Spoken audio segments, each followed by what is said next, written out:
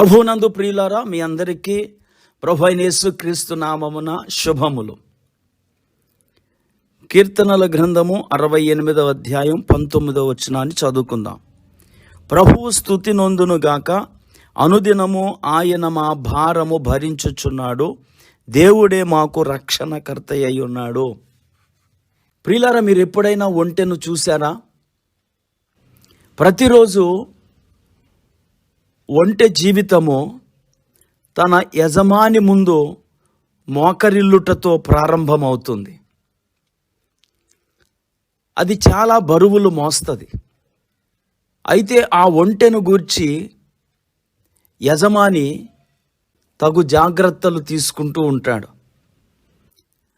అది తన యజమానుని ముందు సూర్యోదయ సమయంలో మోకరిల్లినప్పుడు ఆ రోజు ప్రయాణానికి కావలసిన బరువును దానిపై వేస్తాడు యజమాని. ఆ రోజు ప్రయాణం ఎడారి గుండా కావచ్చు, లేదా నీటి ధారలున్న మైదానాలు గుండా కావచ్చు. పరిస్థితులకు అనుగుణంగా యజమాని ఆ ఒంటెపై బరువుల్ని సవరిస్తాడు. ఆ రోజు ప్రయాణం అయిపోయిన తర్వాత మళ్ళీ ఒంటె తన యజమానిని ముందు మోకరిల్లుతుంది.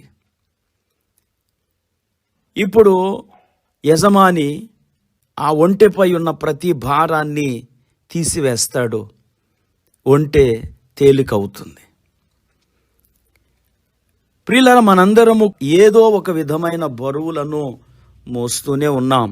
గలతీయులకు రాసిన పత్రిక 6వ అధ్యాయం 5వ వచనంలో అపోస్తలుడైన పౌలు చెప్పినట్లు, ప్రతి వాడును తన బరువును తానే భరించుకొనవలెను కదా.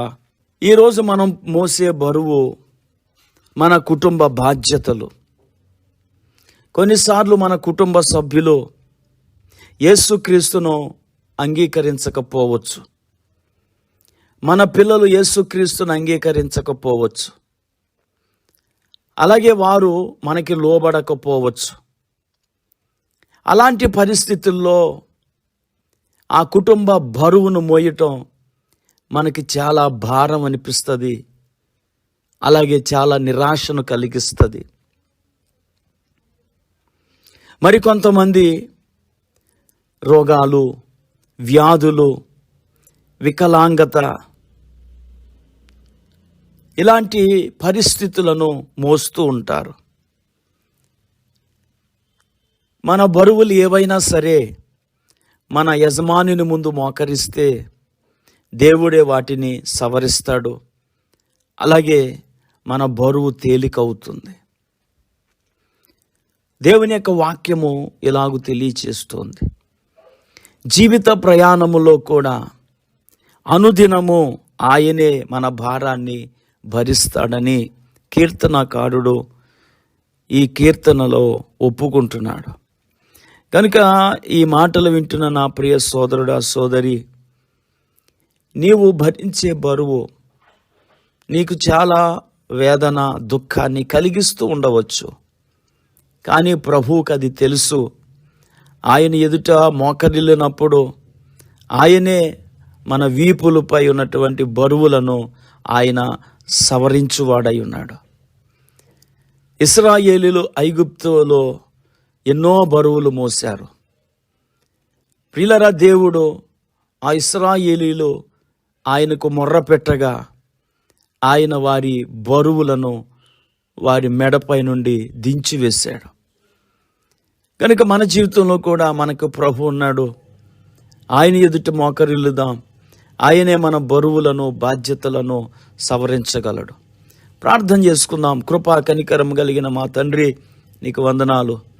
ఒంటె యజమాని ముందు మోకరిల్లినట్లు మేము నీ ముందు మోకరిల్లుచున్నాము. మా బరువులను సవరించి మాకు బలము దయచేసి ఈ దినము అయినా మేము సంతోషంగా, ఆనందంగా జీవించు కృపను దయచేయమని యేసుక్రీస్తు నామములో ప్రార్థించుచున్నాము.